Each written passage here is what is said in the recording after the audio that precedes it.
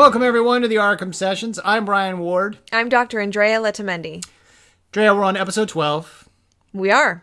So far, we've met Man-Bat, the Joker, a few times. Scarecrow, Poison Ivy, Two-Face. We've talked about everything from antisocial personality disorder and borderline disorder to dissociative identity disorder. We've talked about memories and how reliable they are. We've talked about what it means to lose those memories altogether. How do you feel so far? Do you feel like we've about covered it all?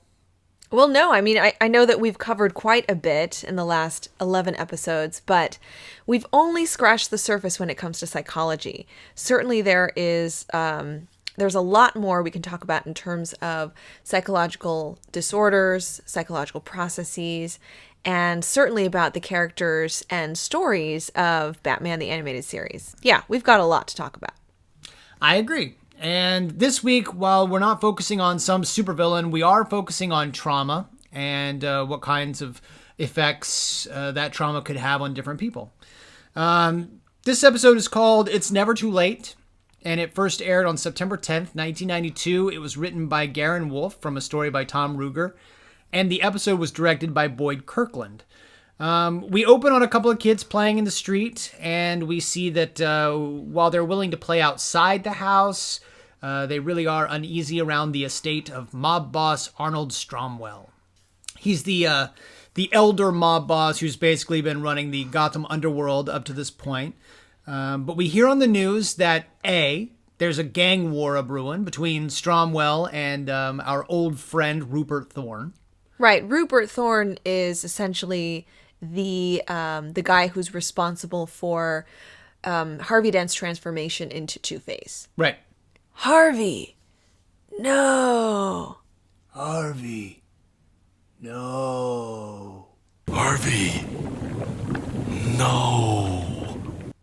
Harvey, wherever you are, I'm thinking about you. I think he says that. He's in bed and that's what he says. That was the best episode for Batman quotes. Are you dreaming tonight? Are they good dreams? Or are they bad dreams? Or both? In a world. No, too soon. Oh, it is too soon. And B, we hear that Stromwell's son Joseph has been missing for a few days. Mm-hmm. This war has to stop. I want a meeting with Thorne, and I want it tonight. Thorne agrees, so the two guys basically agree to meet up at a restaurant where Bruce Wayne, disguised as a drunk hobo, has planted a listening device. And on his way over to the meeting with his rival, we sort of get a little peek inside Stromwell's current state of mind. Right. So on his way to meet Rupert, he's in his vehicle. He approaches a railroad track, and the railroad crossing signal essentially goes off to signal that a train's coming. So when he sees the signal, he kind of goes into this trance, or he gets goes into this kind of panic. And what we realize is that it's reminding him of something in his childhood, and he experiences this flashback.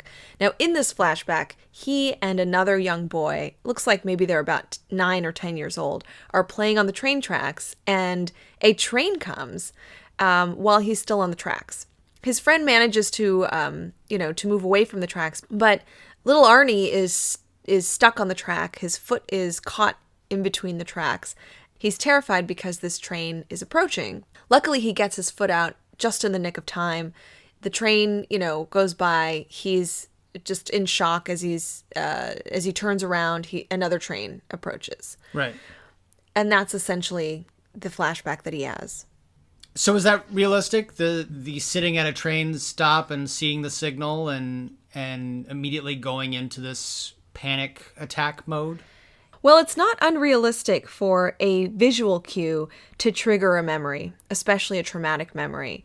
Memories can be triggered by cues that are perceived by any one of the 5 senses, or a number of the different senses. So, for instance, something that you hear that reminds you of something traumatic that would be an auditory cue. Something that you smell or taste could be olfactory or gustatory cues having to do with the memory of a traumatic event, for instance. Okay. And interestingly, the neural pathways in your brain that are connecting those smells and tastes to those memories are incredibly strong. So if you think about, like, what's something that you might smell or taste or hear as an adult that reminds you of something very vividly in childhood? Interesting. I guess anytime I smell smoke from firewood, I think back to camping trips in the Boy Scouts. Right. And they usually are like vivid memories of those experiences. Would you say that it really takes you back? I don't really get vivid memories of them, but I can feel, like, I sort of feel the experience again. Like I remember the smell. And even though I've smelled firewood since then, I don't think about it any other times that I've ever smelled firewood. I just always think about, campfire. Yeah. And if those experiences were traumatic, like let's say there was a traumatic experience for you. It was the Boy Scouts. Well, it could have been traumatic. So not surprisingly, when Stromwell is, passing through town and either hears a train or sees the crossing signal or, sees the lights going, he's going to have flashbacks. He's going to remember this traumatic event. And I think for this episode, this is really telling us that traumatic event is important in some way. It kind of starts out letting us know that he's frozen in that moment. He's really panicked, and he's somehow drawing back to the memory of playing with this other child and nearly being killed by this train. We also see that Stromwell, from the very beginning, wasn't necessarily a good kid. You gotta swear you won't squeal on me, Mike. Gee, Arnie, you keep stealing junk, you're gonna get caught. Nah, someday I'm gonna own this town. He ends up coming out of his memory and going to this meeting with Thorn. And at this meeting, Stromwell accuses Thorn of kidnapping his son. You'd do anything to take over my city. I didn't touch your kid. I swear it on you. You know I don't mess with family. And at the end of the meeting, Thorn basically tries to kill Stromwell by blowing the restaurant up. It's a very Godfather-like moment, except to the extreme. He's not just riddling the place with bullets. He's willing to blow up the restaurant. Batman, of course, steps in and rescues Stromwell just in time. And he makes it clear to Stromwell that he wants information on the two gangs. Right. Stromwell's a bit reluctant, so Batman takes him on a little tour, a la A Christmas Carol, where Batman basically plays the role of ghost of Stromwell's past and present. He takes him to the place where Stromwell first started his career, pushing drugs. Prove it. And now you manufacture them. Prove that, too. And then he takes him to the rehab facility nearby where his own son is lying there in bed with withdrawals from Stromwell's own drugs. Joey. Well, right. We get the sense that instead of being kidnapped or abducted, his son actually went into rehab for treatment of drug abuse. Right.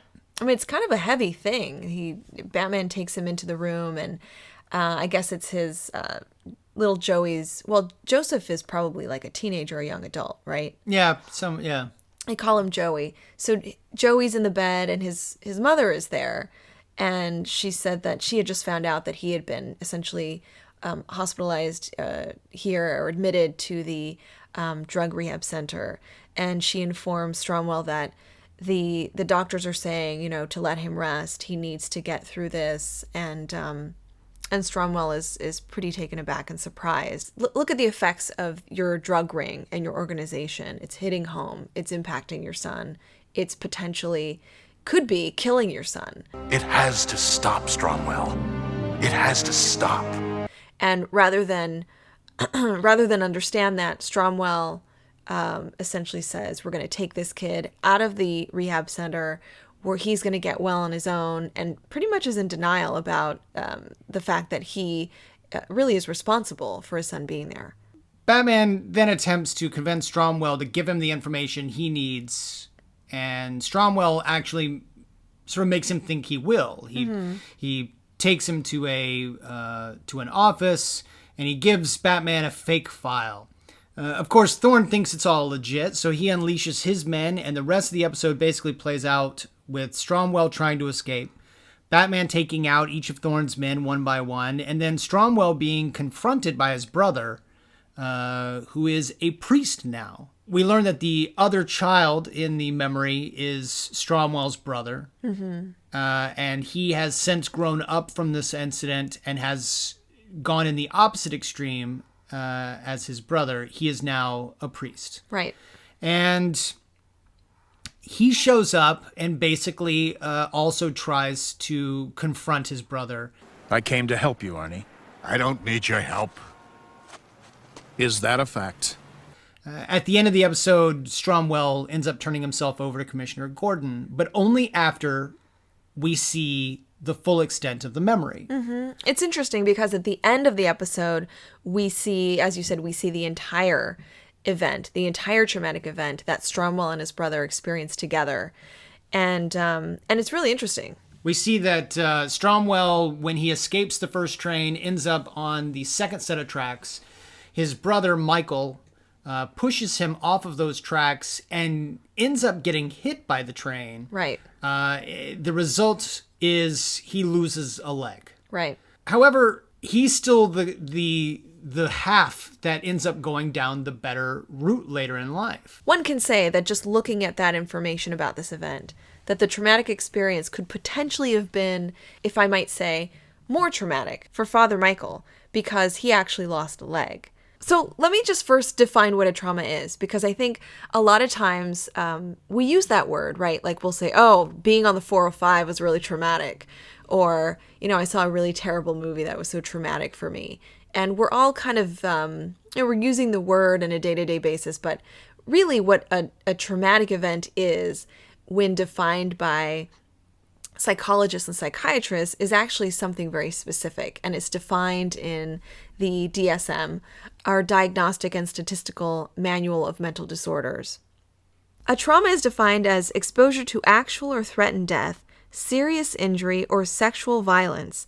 That trauma can actually be experienced by a person firsthand, or one could be a witness and see it secondhand, and it still could be considered a trauma. So that's really how we define traumatic events. So then let's talk a little bit about the differences in the paths down which these two guys go. Michael, who loses his leg in the incident, becomes a priest. Arnie, who is already a bit of a bad egg, eventually becomes Gotham's premier mob boss and drug manufacturer. But they both clearly have responses to this trauma on the train tracks, just Right. different responses. Right. Well, one thing you want to think about in terms of responses to traumas is that certainly the way that we are before a trauma can kind of influence or shape how we are after a trauma. Does that make sense? So Stromwell already has these traits of being somewhat a young criminal. He's stealing candy. Sure. So he's sort of like the child's version of a criminal. He's Right. stealing candy. He seems to be on his path already to a lifestyle of crime, one can say. And Michael is on his is on the path to being a priest. Yeah, he's saying basically, I want nothing to do with that. You stole that candy. That's wrong. And so we want to be mindful that even prior to the accident, they have these certain traits and these certain values and lack of values, one can say. So after the accident, it's interesting that it's almost like their worldviews almost intensify, possibly, right? That Stromwell ends up growing up to be a mob boss. And as Batman is kind of taking him down, memory lane and reintroducing him to the places where he first enacted his crimes and started out dealing drugs and so forth, that you can tell that he had been involved in this criminal lifestyle for a long time. So on the other hand, his brother became a priest. So it's possible that there's something about his experience that lends to more compassion or lends to more hopefulness. He actually survived this. Now remember, his leg was destroyed from this train. So was there something about that accident that made him feel like he survived for a reason? Maybe he felt that he was left alive for a purpose. Maybe he turned to God and religion. Maybe he felt that he could save other people. That's kind of what I mean by someone's worldview changing because of a traumatic event. And you've dealt with amputees in your line of work. Have you seen this wide range of patients, some who handle it much better and some who don't? I do, absolutely. A lot of times somebody can lose a limb or be in an accident and have to have a limb amputated. And the responses vary. Some people recover quite quickly, both emotionally and physically. And we would consider that a normal recovery in that they begin to live a life of acceptance and one that they can, one that's adaptive with their new body, so to speak. Others, unfortunately, have a more difficult time transitioning and adapting to their injury or their loss of limb and can present with a lot of guilt, depression, anxiety, maybe PTSD. And a lot of times it has to do with what caused the injury. So if it was like an accident, being in a vehicle, car crash, something that was just, a natural disaster, something that was outside of our control, people who tend to have those accidents are more likely to recover in a healthy way. However, if someone's victimized, if they're assaulted, if they're, in combat and they have these types of injuries, they may be more likely to deal with some of those emotional responses that are quite challenging, like depression, PTSD, anxiety, substance abuse, and so forth.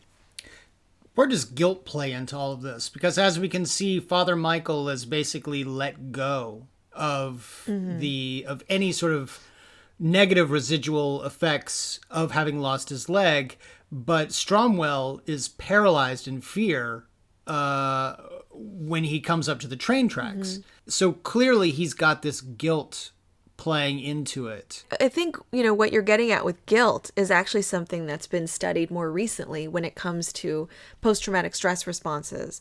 So for anyone wondering whether Stromwell has post-traumatic stress disorder, let me quickly go over that criteria because I actually think that he doesn't. PTSD or post-traumatic stress disorder is characterized by 4 different symptoms or clusters of symptoms. And this is actually a newer recognized version of PTSD.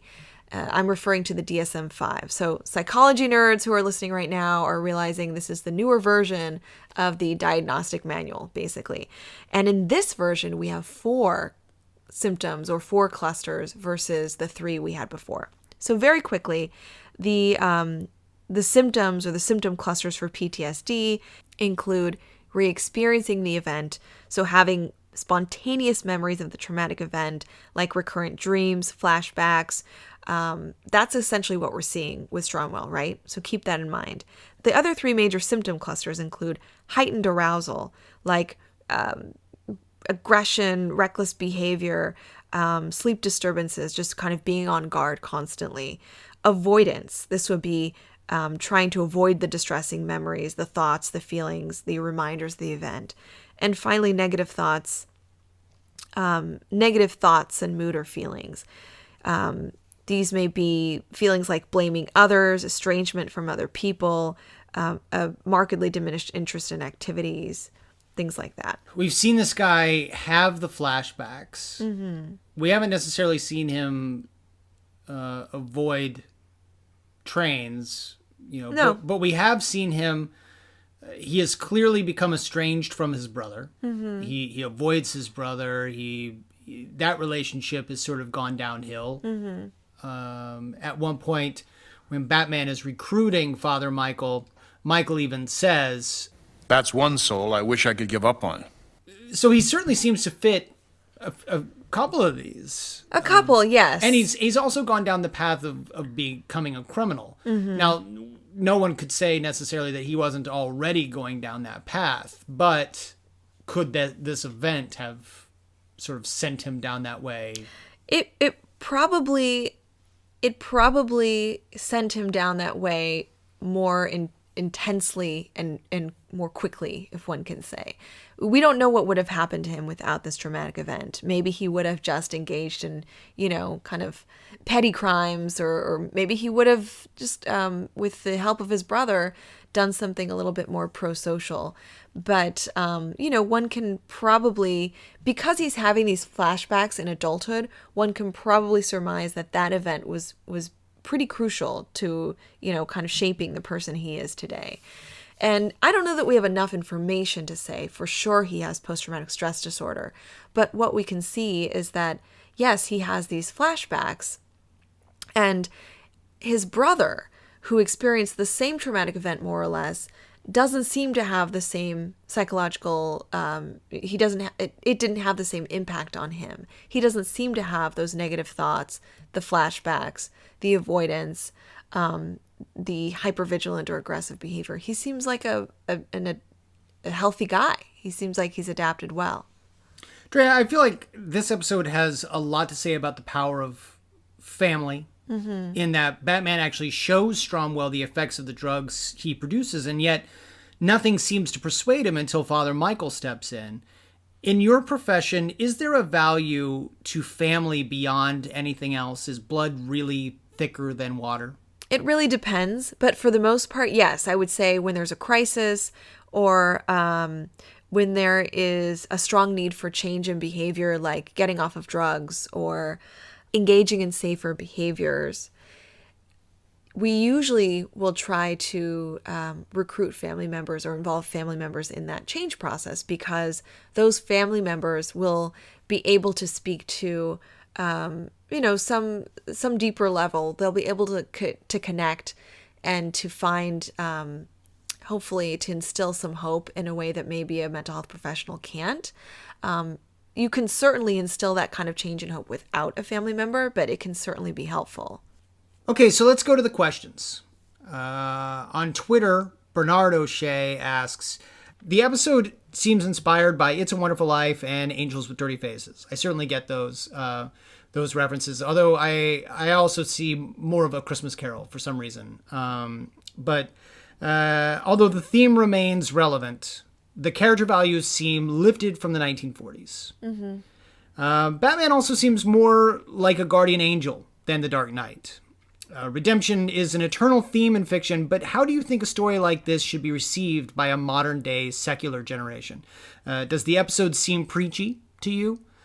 Should our heroes forgive drug dealers? Do the themes of forgiveness and redemption contradict Batman's own values pertaining to justice?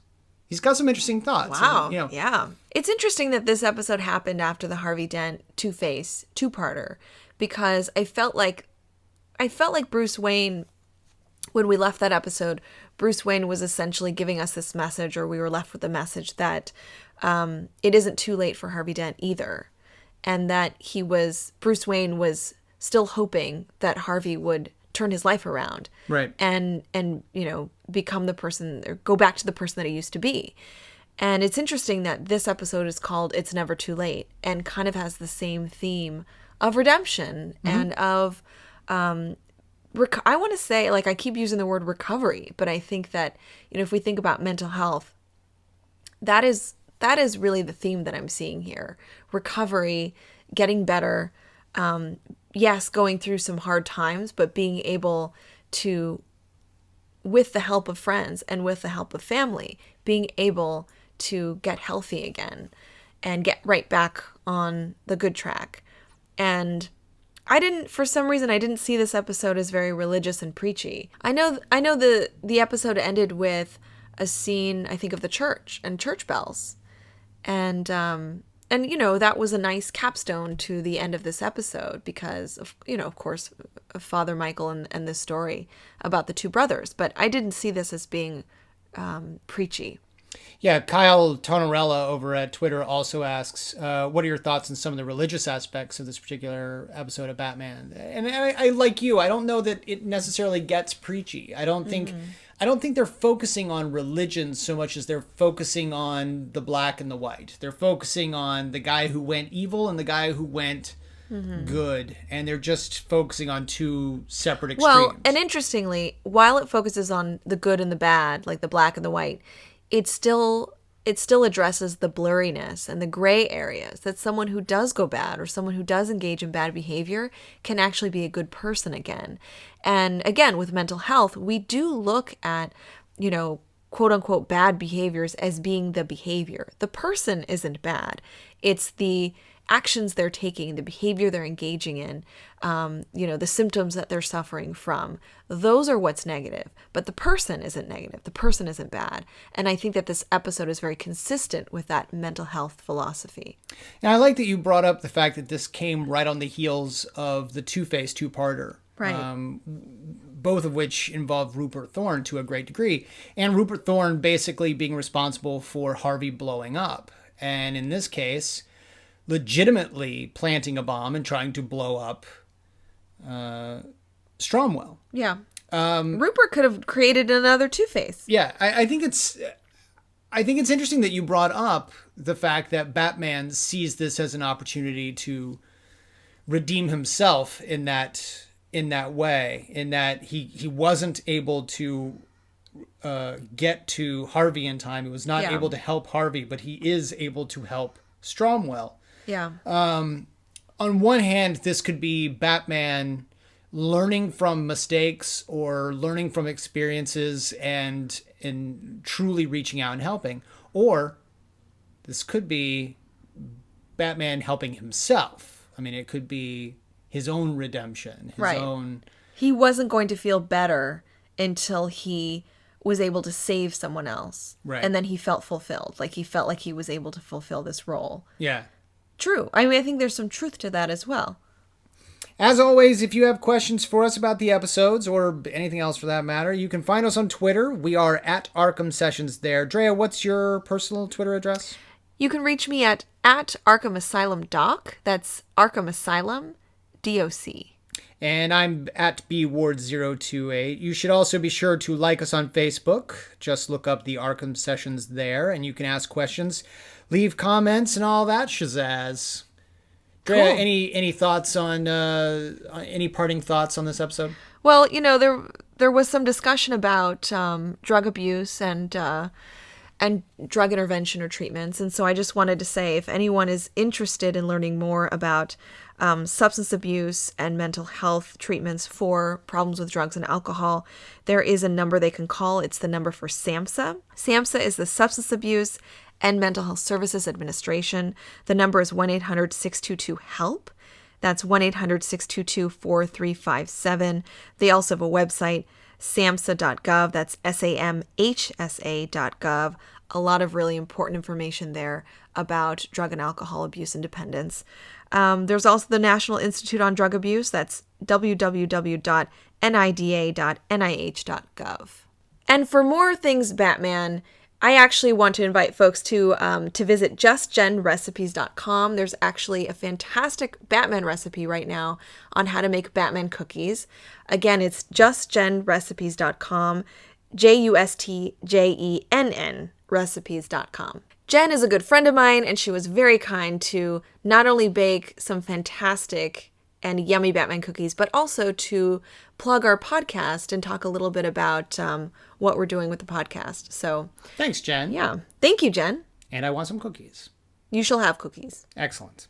That wraps up this week. Tune in next week because I've got Batman in my basement. You do?